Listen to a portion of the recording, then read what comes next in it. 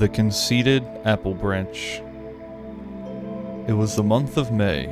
The wind still blew cold, but from bush and tree, field and flower came the welcome sound, spring is come. Wildflowers in profusion covered the hedges.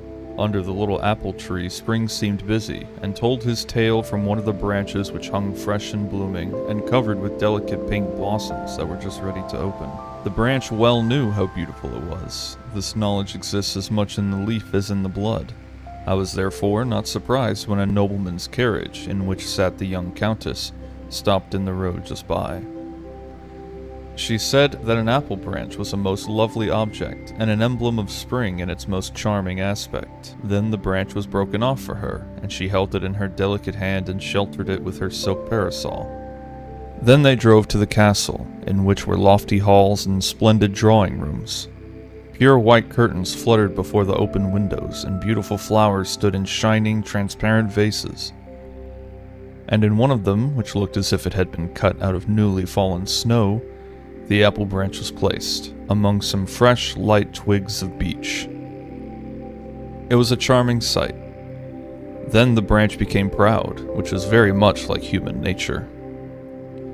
People of every description entered the room, and according to their position in society, so dared they to express their admiration. Some few said nothing, others expressed too much, and the apple branch very soon got to understand that there was as much difference in the characters of human beings as in those of plants and flowers.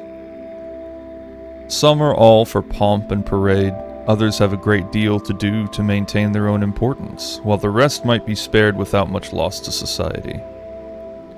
So thought the apple branch as he stood there before the open window, from which he could see out over gardens and fields, where there were flowers and plants enough for him to think and reflect upon, some rich and beautiful, some poor and humble indeed. "Poor despised herbs," said the apple branch. "There is really a difference between them and such as I am. How unhappy they must be if they can feel as those in my position do. There's a difference indeed, and so there ought to be, or we should all be equals." And the apple branch looked with a sort of pity upon them, especially on a certain little flower that is found in fields and in ditches. No one bound these flowers together in a nosegay. They were too common. They were even known to grow between the paving stones, shooting up everywhere like bad weeds, and they bore the very ugly name of dog flowers or dandelions. "Poor despised plants," said the apple bough. "It is not your fault that you are so ugly, and that you have such an ugly name, but it is with plants as with men, there must be a difference." "A difference," cried the sunbeam as he kissed the blossoming apple branch, and then kissed the yellow dandelion out in the fields. All were brothers, and the sunbeam kissed them, the poor flowers as well as the rich. The apple bough had never thought of the boundless love of God, which extends over all the works of creation, over everything which lives and moves and has its being in him. He had never thought of the good and beautiful which are so often hidden, but can never remain forgotten by him, not only among the lower creation, but also among men. The sunbeam, the ray of light, knew better. "You do not see very far, nor very clearly," he said to the apple branch. "Which is the despised plant you so specially pity?" "The dandelion," he replied. "No one ever places it in a nosegay. It is often trodden underfoot. There are so many of them, and when they run to seed they have flowers like wool, which fly away in little pieces over the roads and cling to the dresses of the people. They are only weeds, but of course there must be weeds. Oh, I am really very thankful that I was not made like one of these flowers."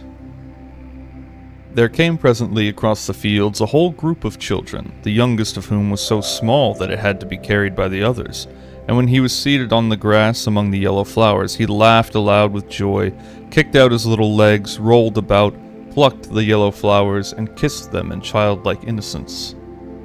The elder children broke off the flowers with the long stems, bent the stalks one around the other to form links, and made first a chain for the neck, then one to go across the shoulders and hang down to the waist, and at last a wreath to wear round the head, so that they looked quite splendid in their garlands of green stems and golden flowers. But the eldest among them gathered carefully the faded flowers, on the stem of which was grouped together the seed in the form of a white feathery coronal.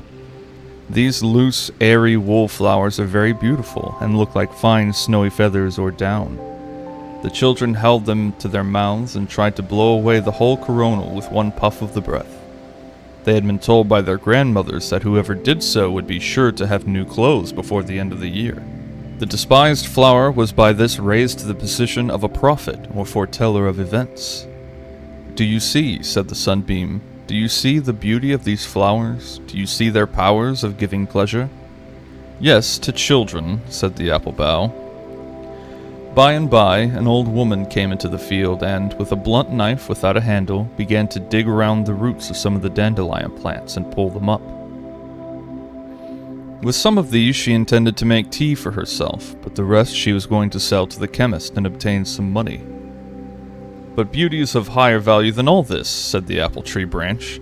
"Only the chosen ones can be admitted into the realms of the beautiful. There's a difference between plants, just as there's a difference between men." Then the sunbeam spoke of the boundless love of God as seen in creation and over all that lives, and of the equal distribution of his gifts both in time and in eternity. "That is your opinion," said the apple bough. Then some people came into the room, and among them the young countess, the lady who had placed the apple bough in the transparent vase so pleasantly beneath the rays of the sunlight. She carried in her hand something that seemed like a flower. The object was hidden by 2 or 3 great leaves which covered it like a shield, so that no draught or gust of wind could injure it, and it was carried more carefully than the apple branch had ever been. Very cautiously the large leaves were removed, and there appeared the feathery seed crown of the despised dandelion. This was what the lady had so carefully plucked, and carried home so safely covered, so that not one of the delicate, feathery arrows of which its mist-like shape was so lightly formed should flutter away. She now drew it forth quite uninjured, and wondered at its beautiful form, and airy lightness, and singular construction, so soon to be blown away by the wind. "See," she exclaimed, "how wonderfully God has made this little flower. I will paint it with the apple branch together. Everyone admires the beauty of the apple bough, but this humble flower has been endowed by heaven with another kind of loveliness, and although they differ in appearance, both are the children of the realms of beauty." Then the sunbeam kissed the lowly flower, and he kissed the blooming apple branch, upon whose leaves appeared a rosy blush.